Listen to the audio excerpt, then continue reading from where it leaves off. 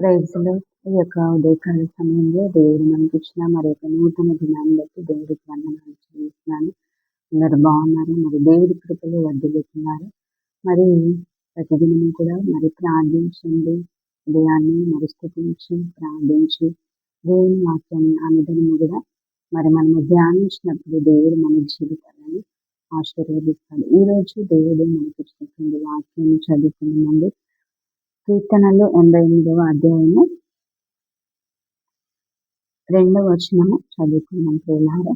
2వ వచనము ఏముంది అంటే, నా ప్రార్థన నీ సన్నిధిని చేరునుగాక, నా మొరకు చెవియొగ్గుము అంటున్నాడు. ఏమంటున్నాడంటే, నా ప్రార్థన నీ సన్నిధిని చేరునుగాక అంటున్నాడు కదండి. భక్తుడు ఈ యొక్క మరి ఎవరు రాశారు ఈ కీర్తన అంటే మరి హేమాను కదా, భక్తుడైనటువంటి హేమాను ఈ యొక్క కీర్తనను రాశారండి. ఇతడు మరి దావీదు మహారాజు కాలంలో గాయకుడిగా నియమించబడ్డాడు. మరి ఈ కీర్తనలో మనకు ఏం కనబడుతుంది అంటే హేమాను చేసినటువంటి ప్రార్థన మనకి కనబడుతూ ఉంది. ఇక్కడ మరి అతడు చేసిన ప్రార్థనలోంచి ఒక 3 విషయాలు నేను మీకు తెలియజేస్తాను. మొట్టమొదటిగా మరి హేమాను మరి బాధల్లో కూడా ప్రార్థన చేశాడండి. మరి 88వ అధ్యాయము మరి 2-9 వచనాలు మనం చూసినట్లయితే హేమాను ఏమంటున్నాడంటే, నేను ఆపదలతో నిండి ఉన్నాను, నా ప్రాణము పాతాళమునకు సమీపించి ఉన్నది, సమాధిలోనికి దిగువారిలోకముగా నేను ఉంచబడ్డాను. అంటే అతడు అనేకమైనటువంటి ఆపదలతో నిండి ఉన్నాడు. ఇంకేమంటున్నాడంటే, నేను సమాధిలోనికి దిగువారిలోకముగా ఎంచబడ్డాను అంటున్నాడు. 8వ వచనంలో ఏమంటున్నాడు, నా నిలవర్లను నాకు దూరంగా నీవు ఉంచి ఉన్నావు అన్న. అంటే బంధువులు కూడా అతనికి మరి దూరం అయిపోయారు కదండి. మరి బంధువులైనా స్నేహితులైనా మరి మనం బాగున్నప్పుడే వాళ్ళు మన దగ్గర ఉంటారు. మనం కష్టాలు నష్టాలు వ్యాధి బాధల్లో ఉన్నప్పుడు ఎవరు కూడా మన దగ్గరికి రారు. కానీ దేవుడు ఎల్లప్పుడూ కూడా మనతో ఉండేటువంటి దేవుడు, మన ప్రక్కన నిలిచేటువంటి దేవుడు కదండి. ఇటువంటి మరి పరిస్థితుల్లో ఉండి కూడా మరి అతడు దేవునికి ప్రార్థించేటువంటి వాడుగా కనబడుతున్నాడు కదండి. మరి చూడండి ఇంకేమన్నాడంటే, నా కన్ను బాధ చేత క్షీణించుచున్నది అంటున్నాడు కదా.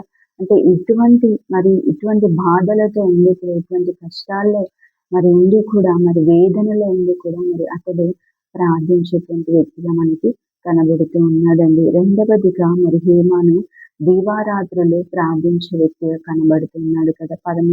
మొదటి వచనం మనం చూస్తాం కదా, రాత్రి వేళ నేను నీ సన్నిధిని మొరపెట్టినాడు అంటున్నాడు. 13వ వచనం వచ్చేసరికి ఉదయమున నా ప్రార్థన నిన్ను ఎదుర్కొనును అంటున్నాడు. అంటే రాత్రికాల సమయంలో దేవునికి మొరపెడుతూ ఉన్నాడు, ఉదయకాల సమయంలో కూడా ప్రార్థన చేస్తూ ఉన్నాడు కదా. అంటే రాత్రికాల సమయంలో ఉదయమును ప్రార్థన చేసినప్పుడు ఏమన్నా ప్రార్థన నీ సన్నిధిని చేరునుగాక అంటున్నాడు కదండి. మరి మనము కూడా ఉదయమున రాత్రికాల సమయంలో ప్రార్థించేటువంటి అనుభవాన్ని కలిగి ఉండాలి కదండి. మరి అటువంటి బాధలు ఉండి కూడా మరి హేమాను మరి ఉదయమున రాత్రికాల సమయంలో కూడా ప్రార్థిస్తూ ఉన్నాడు కదా. దీవారాత్రులు ప్రార్థిస్తూ ఉన్నాడు. మూడవదిగా మరి హేమాను ప్రతిదినము కూడా ప్రార్థించేవాడు కదా. 9వ వచనంలో మనకి కనబడుతుంది కదా, యెహోవా ప్రతిదినము నేను నీకు మొరపెట్టుచున్నాను అంటే తనకున్న బాధను బట్టి ఏ రోజు కూడా ప్రార్థనను విస్మరించలేదు. కానీ మరి అనుదినము కూడా ప్రార్థించే వ్యక్తిగా మనకి కనబడుతున్నాడు కదండి. చాలా మంది ఏం చేస్తారంటే మరి హ్యాపీగా మంచిగున్నప్పుడే ప్రార్థిస్తారు, కష్టాలు రాగానే ప్రార్థన మర్చిపోతారు కదా. నేను ఎంత ప్రార్థన చేస్తే ఏం లాభము, మరి నాకు ఎన్ని కష్టాలు వచ్చాయి అంటారు కదా. కొంతమంది ఏమో మరి బాధలు ఉన్నప్పుడు మాత్రమే ప్రార్థన చేస్తూ ఉంటారు. బాధలు ఉన్నప్పుడే వారికి ప్రార్థన జ్ఞాపకం వస్తుంది. కానీ మనము ఆ విధంగా ఉండకూడదు కదండి. హేమాను వలె మరి ఆపదలు ఉన్నప్పటికీ, కష్టాలు ఉన్నప్పటికీ, ఎట్టి పరిస్థితుల్లో మనం ఉన్నప్పటికీ కూడా ప్రతిదినము కూడా ప్రార్థించేటువంటి అనుభవాన్ని మనము కలిగి ఉండాలి. అతి కృప దేవుడు మనందరికీ దయచేయును గాక. ఈ కొద్ది మాటలు దేవుడు దీవించి ఆశీర్వదించును గాక. చిన్న ప్రార్థన చేసుకున్నామండి.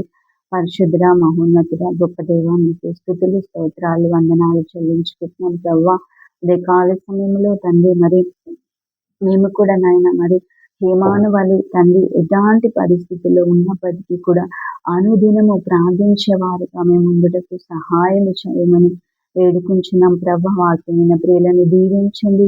మరి యొక్క వాక్యాన్ని నీరుకటి వారి హృదయాల్లో నూరంతలుగా ఫలింపచేయండి తండ్రి.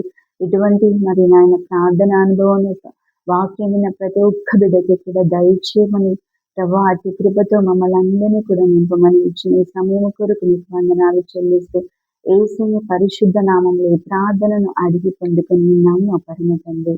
Amen. Praise Lord. God bless you.